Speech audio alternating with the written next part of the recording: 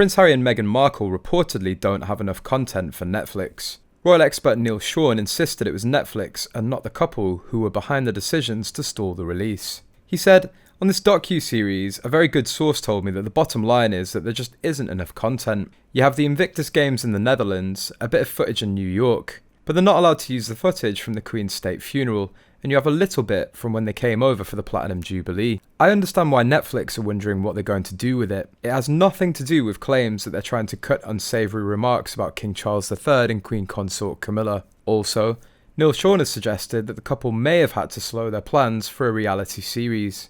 It appears that Harry and Meghan are having something of a rethink about this particular project, Neil said. But after returning to their celebrity lives in the US, the royal commentator claimed that the couple need to do something radical to remain in the spotlight. What bosses at Netflix had hoped to do was to have this out by November, around about the same time as the next big series of The Crown, but now that's been delayed, he claimed. A lot of people are saying, will this ever see the light of day? And also, we can report that the Invictus Games documentary also seems to be way off from being finished. Now more than ever, people like Netflix, who are seeing their subscribers dwindling on a daily basis, need big hit shows.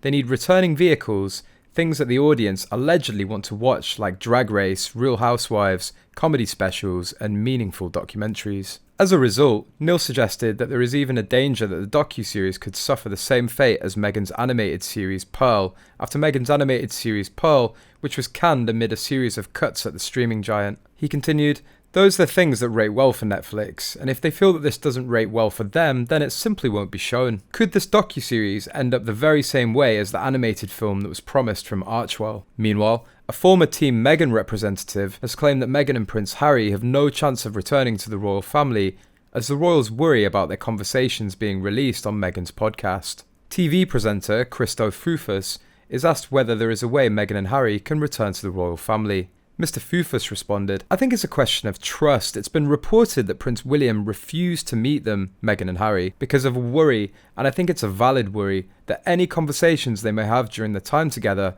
will end up in a podcast or in Harry's latest memoir. So, I'm not sure if there's a way back. Certainly in the eyes of their family, because there's a worry that's going to end up being the next revelation that they'll try to monetize. And let's be clear, everything they now do is in the pursuit of monetizing it. They're monetizing everything." He then shared, "They've reduced themselves, unfortunately, to cheap reality stars, and that's what they are now. They're the Duke and Duchess of Netflix." In an article published by Page 6, it's made clear that the Duke and Duchess of Sussex are having major doubts over whether their planned Netflix content can go out with significant changes.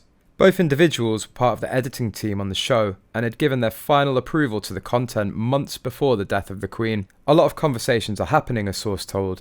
"I hear that Harry and Meghan want the series to be held until next year. They want to stall it."